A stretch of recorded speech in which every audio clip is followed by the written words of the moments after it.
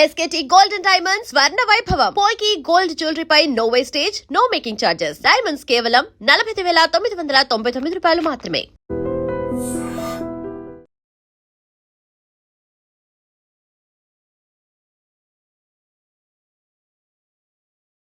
సింగడి కుప్పం. కుప్పాలంటే తమిళ్లో కుప్పం అంటే గ్రామం అని అర్థం. సో జాలర్లు బేసిక్గా ఫిషర్మెన్ కమ్యూనిటీ వాళ్ళు కుప్పాల్లాగా ఫామ్ అయి ఉండేవాళ్ళు సముద్రం ఒడ్డున. సో తెలుగు ఫిషర్మెన్కి తమిళ్ ఫిషర్మెన్కి గొడవలు వచ్చేది అప్పుడప్పుడు. జ్యూరిస్డిక్షన్, నువ్వు మా ఏరియాలోకి వచ్చావు, నేను మీ ఏరియాలోకి వచ్చాను అనే ఇష్యూలో గొడవలు అయ్యేది. సో ఒకసారి ఒక పెద్ద గొడవ అయింది, చాలా పెద్ద గొడవ అయింది తమిళ్ వాళ్ళకి తెలుగు వాళ్ళకి. సో ఏంటి, నార్మల్గా ఈ ఫిషర్మెన్ ఎట్లా ఉంటారంటే they will be so ferocious. ఏదైనా గొడవ వచ్చిందంటే ఇక బరిసెలు ఈటెలు తీసుకొని మర్డర్ చేసుకోవడం. ఇంకొకటి ఏంటంటే వాళ్ళకి ఛాన్స్, ఎవరైనా ఒక నలుగురు కనుక సముద్రంలోకి వెళ్తే వాళ్ళని ఒక 10 మంది రౌండప్ చేసేవాళ్ళు. సముద్రంలో కదా వాళ్ళకి సపోర్ట్ దొరికేది కాదు. సో ఎవరో ఒకరిని చంపేసి లేదంటే ఆ నలుగురిని కూడా చంపేసి ఆ నీళ్ళలోనే బొచ్చిపెట్టి వెళ్ళిపోయేవాళ్ళు. అంత ఫెరోషియస్ ఉండేవాళ్ళు. సో చాలా అంటే మేము కనుక టైమ్లీ రెస్పాండ్ కాకపోతే ఒక 10-15 బాడీలు వేసిపోయే పరిస్థితి. బట్ వెంట they my CIs, my SIs, దాదాపు ఒక 100 మంది స్టాఫ్ వెళ్ళి అక్కడికి వెళ్ళి కూర్చొని ఒక 5 రోజులు అక్కడే ఉండి వాళ్ళతో మాట్లాడి చర్చలు జరిపి అక్కడి నుంచి ఆ లోకల్ డిఎస్పీ గారు కూడా వచ్చినారు. ఆయన పేరు కూడా నాకు ఇప్పటికే గుర్తు, జాషువా ఆయన పేరు. ఆయన నేను ఇద్దరం మాట్లాడి ఆ సమస్యని సాల్వ్ చేయడం జరిగింది. అంటే గూడూరులో ఇంకొక ప్రాబ్లం ఉందండి.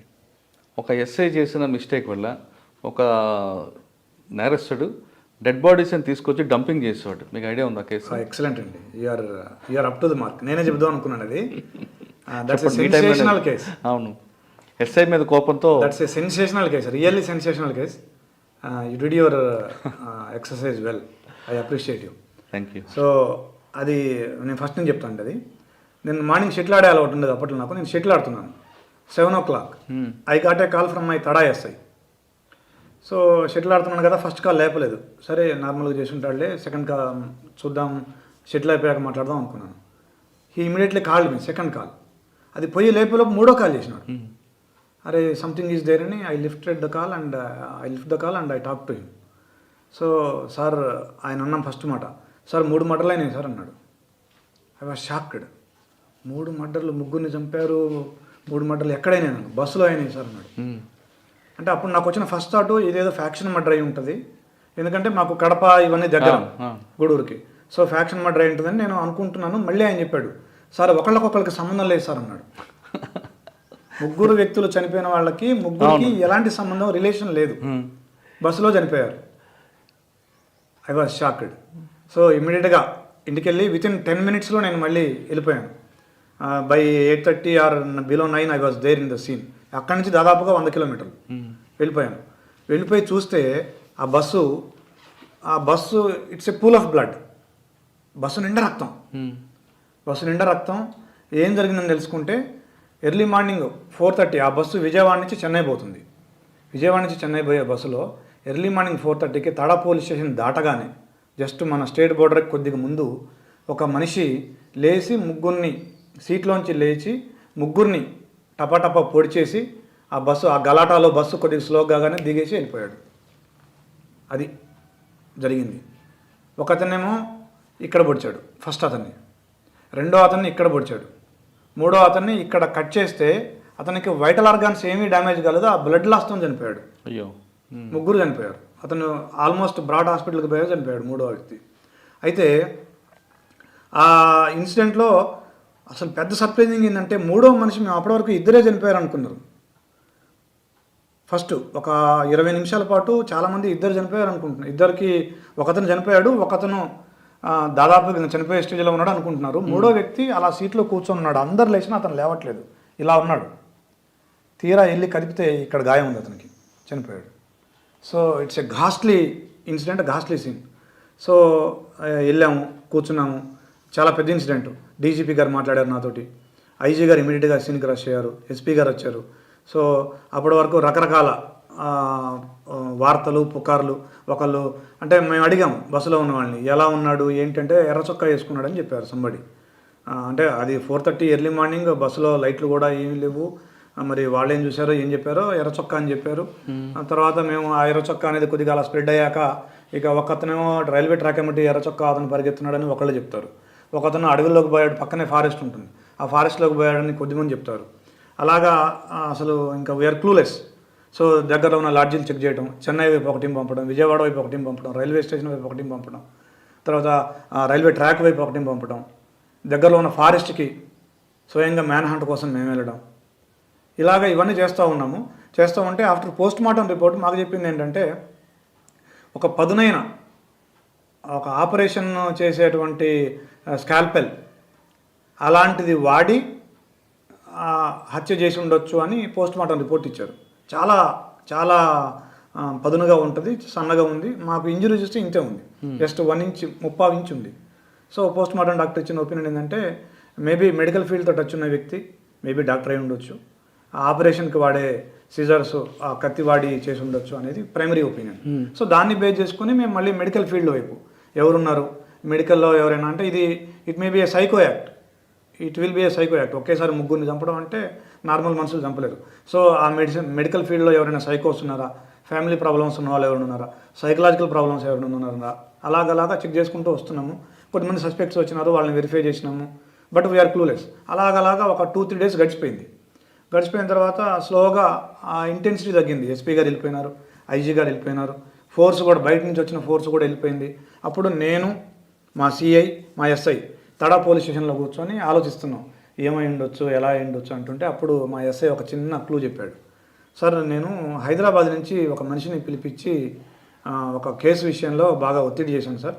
దాంతో అతను నాకు ఒక మెసేజ్ పెట్టాడు సార్, నీ సంగతి చెప్తాను, నీ ఉద్యోగం పెట్టాడు చేస్తాను అని నాకు మెసేజ్ పెట్టాడు. అతని మీద ఎందుకో నాకు కొద్దిగా డౌట్ ఉంది, అతను మెడికల్ ఫీల్డ్లో ఉన్నాడు సార్ అన్నాడు. అంటే సో ఇమీడియట్గా ఆ కేసు డీటెయిల్స్ తీసుకున్నాం. ఈ ఎస్ఐ అంతకుముందు మనుబోల్ అనే పోలీస్ స్టేషన్లో పనిచేసేవాడు. అక్కడి నుంచి తడా పోలీస్ స్టేషన్కి ట్రాన్స్ఫర్ మీద వచ్చాడు. ఆ మనుబోల్ పోలీస్ స్టేషన్లో ఉన్నప్పుడు ఒక అమ్మాయిని ఒక అతను హైదరాబాద్లో వేధిస్తుంటే, ఆ అమ్మాయి మనుబోల్ అమ్మాయి, ఆ అమ్మాయి వచ్చి ఇక్కడికి వచ్చి కంప్లైంట్ చేసింది. సో అది ఇష్యూ. సో అప్పుడు ఆ హైదరాబాద్ నుంచి ఆ మనిషిని పిలిపించి మన పోలీసు కొద్దిగా గట్టిగా కౌన్సిలింగ్ ఇచ్చినారు. దాంతో అతను అది మనసులో పెట్టుకున్నాడు. మనసులో పెట్టుకుని ఎస్ఐకి మెసేజ్లు పెట్టడం స్టార్ట్ చేశాడు, ఆ అమ్మాయికి కూడా మెసేజ్లు పెట్టడం స్టార్ట్ చేశాడు.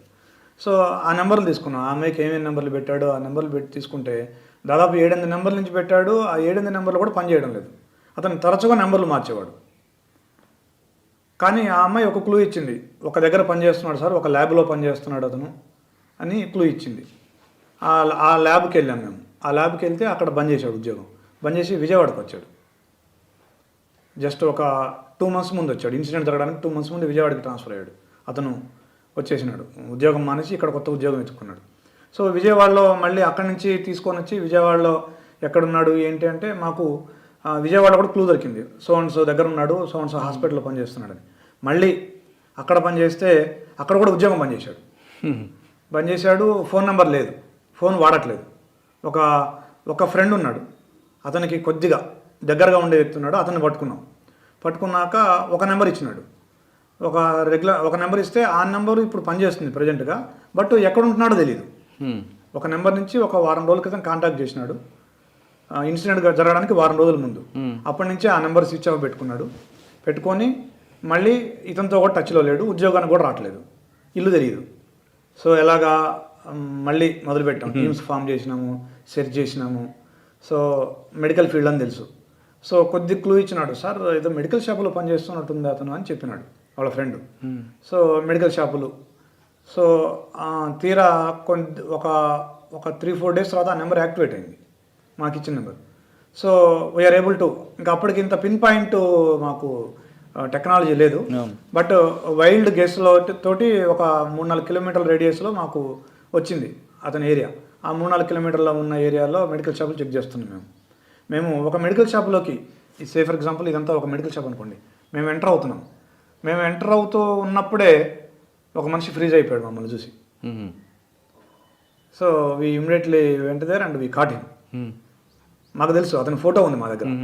సో పట్టుకున్నాము, అతని రెసిడెన్స్ని ఇల్లెక్కడ పదా అని తీసుకెళ్తే అతని ఇంట్లో ఆ రోజు ఆ ఇన్సిడెంట్ అయిన తెల్లారి ఈనాడు పేపర్లో పెద్ద హెడ్డింగ్, సైకో కత్తికి 3 బలి, అలాంటి, అది ఎగ్జాక్ట్ నాకు గుర్తులేదు ఆ హెడ్డింగ్.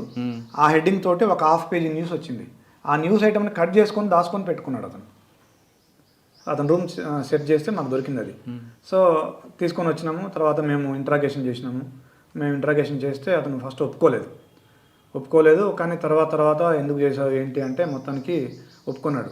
అతను చెప్పిన మోటివ్ ఏంటంటే, సార్ నేను ఫస్ట్ ఎస్ఐని చంపాలనుకున్నాను సార్, కానీ ఎస్ఐ దగ్గర గన్ ఉంటుంది కదా, మళ్ళీ నన్ను చంపేస్తారని భయపడి నేను ఎస్ఐ ఉద్యోగం పోగొట్టాలనుకున్నాను. ఎస్ఐ ఉద్యోగం పోగొట్టాలంటే ఏం చేయాలంటే, ఏదైనా సెన్సేషనల్ మర్డర్ కేసు చేస్తే ఎస్ఐ ఉద్యోగం పోద్ది, సస్పెండ్ అవుతాడో లేదంటే డిస్మిస్ అవుతాడని చెప్పేసి ఈ పని చేశానని చెప్పాడు.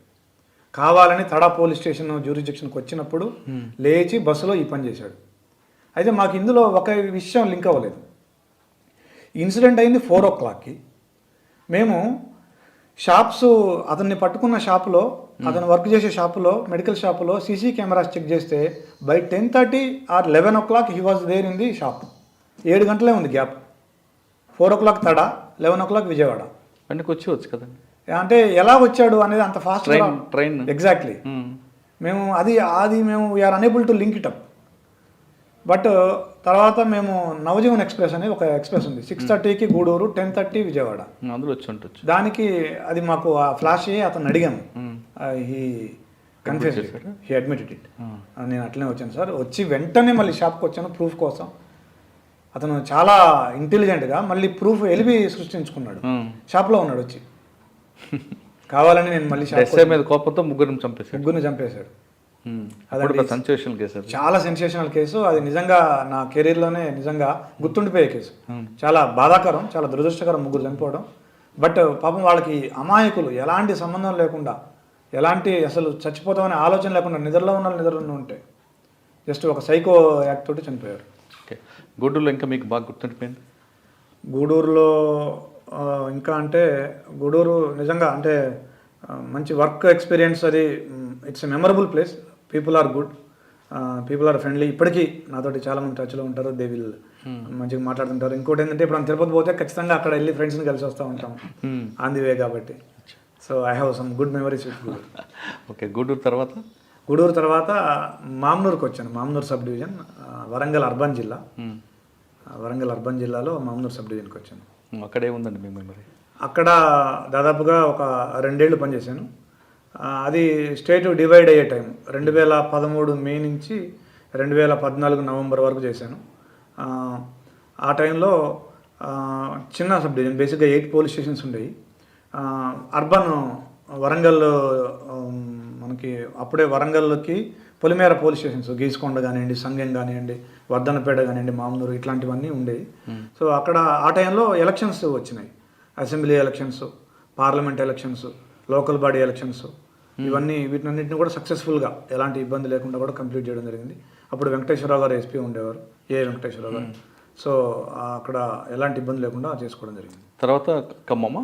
ఆ తర్వాత దాదాపు ఒక 10 నెలల పాటు ఐఎస్డబ్ల్యూలో ఉన్నాను, సీఎం సెక్యూరిటీ గ్రూప్లో ఉన్నాను. ఆ తర్వాత అక్కడి నుంచి ఖమ్మం వెళ్ళాను. ఖమ్మం రూరల్? ఖమ్మం అంటే నేను వెళ్ళినప్పుడు ఖమ్మం డిఎస్పీ అండి. అది I was the last Khammam DSP, deputy superintendent of police. అప్పటికి ఇంకా కమిషనరేట్ కాలేదు ఖమ్మం. ఖమ్మం జిల్లాగానే ఉండేది. ఖమ్మం జిల్లాలో ఖమ్మం డిఎస్పీగా వెళ్ళాను, ఖమ్మం డిఎస్పీ.